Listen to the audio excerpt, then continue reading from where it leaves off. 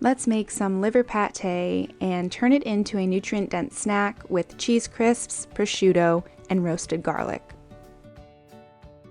We are going to be making multiple batches of pate, and we are going to start with this venison liver and heart. We're going to add the heart in with this liver pate for some extra flavor and nutrients. Our second batch is going to come from the liver of a cow that my husband and I recently purchased into with my family. This is local and fresh. The last batch is going to be made from this store-bought beef liver from our local grocery store. Probably not local or fresh, but liver of any kind is better than none. First thing we want to do is lay out the liver on some paper towel. We want it to come to room temperature before we throw it in the hot cast iron skillet.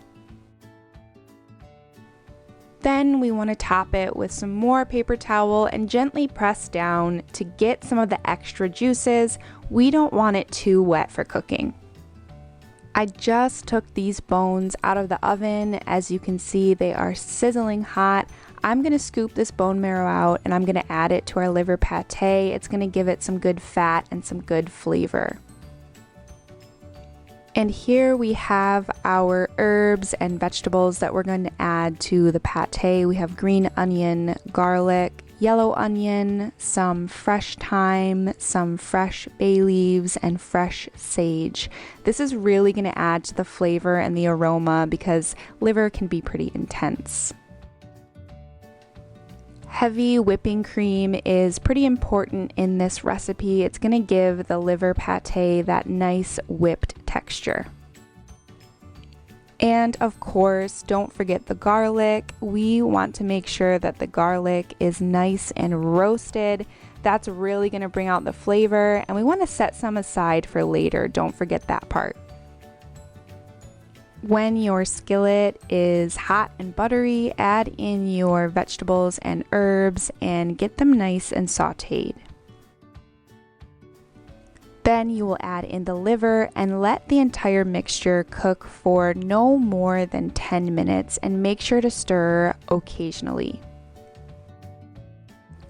While the liver cooks, we will make our cheese crisps. Slice up some cheese onto a baking sheet and let bake for maybe 5 minutes or until you can tell they start to get crispy.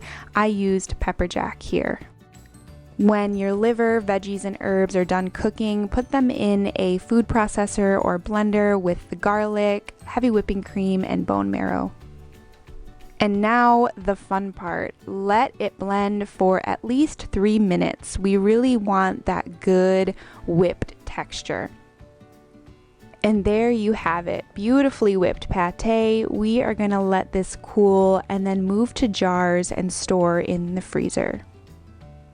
Add in some prosciutto, grab your roasted garlic from earlier and stack up your homemade cheese crisps.